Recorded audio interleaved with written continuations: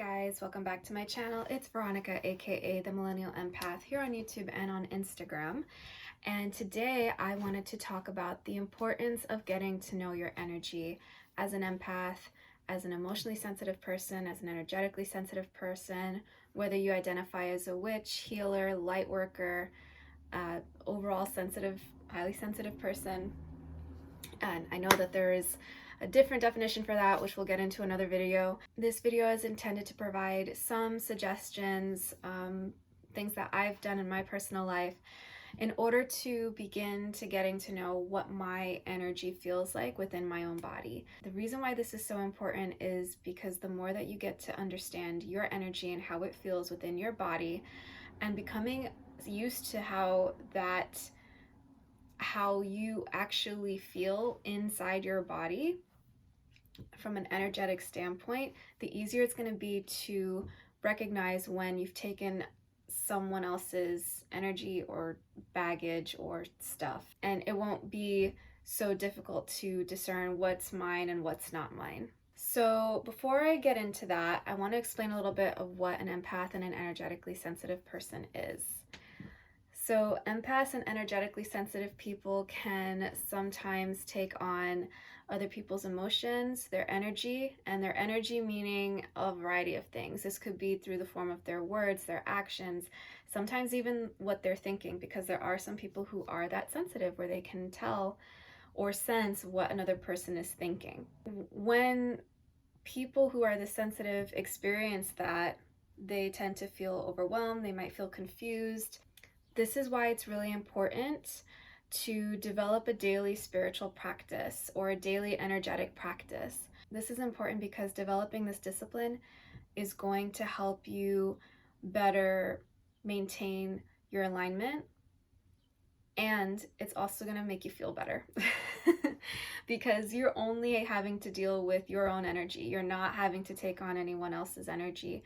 You do not have to carry the responsibility of making someone else feel good by taking on their stuff and thereby lightening the load. When you just start out doing these energetic clearing practices, you might be surprised to see how you feel.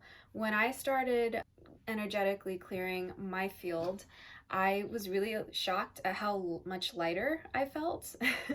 I felt like I had more mental capacity to do the things that I needed to get done. I felt more safe. I felt a lot more relaxed and calm, and a lot of the anxieties that I had experienced in my early 20s and in my late teens really just seemed to not happen anymore. So I'm deeply grateful for every single person who I came across who suggested these practices to me. My mentor, Kiana, whose information I'll put in the description box below, I highly recommend you check her out because she's the one that taught me the importance of grounding, which is what we're going to get into a little bit later.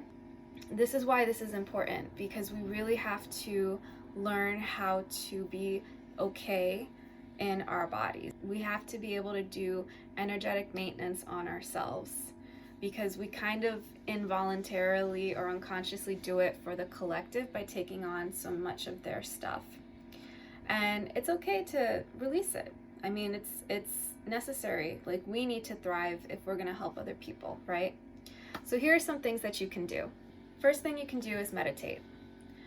You can meditate to either tune into your body and just do like an emotional check-in and see how you're feeling. Maybe question yourself, like, why are you feeling this way? Meditation is always a really great way to cut out all the static from the outside world and really hone in on yourself. And if you are someone who's energetically sensitive, I really recommend that this becomes a daily practice. You can use it to tune into yourself and check in. And that's really the most important thing we can do, is to really check in with ourselves and see how we feel. So the second thing that we can do is to ground. Grounding is a great embodiment tool / practice. You can do grounding meditations on YouTube or listen to grounding vibrational music that's on YouTube. There are a few videos out there that are really, really great that I listen to. The other really quick, easy way is to walk on the ground barefoot. Like, walk outside. If you are lucky enough to have a yard, walk on your grass barefoot. If you have rocks or pavement, you can still put your feet on the rocks or the pavement or whatever stone you have around, and just breathe and imagine roots coming out from the bottom of your feet, and just see them, like, do as roots do beneath the ground. That's a really great way to start to drop into your body as well. I find that the more that I do grounding practices, the more that I really truly commit to living in my body, the better and faster I'm able to recognize when I've taken on something that's not mine, or I've taken on something that I really don't want to take on. And the third one finally is clearing. So clearing your energy field can be as simple as doing a daily intentional release. So you can do this when you meditate. You can even see this while you're grounding if you like. I like to keep my grounding and my clearing practices separate.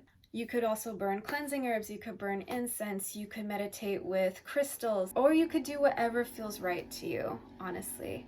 Breathwork is a really great tool. I really recommend that as well. So those are my suggestions for how to get to know your energy a little bit more.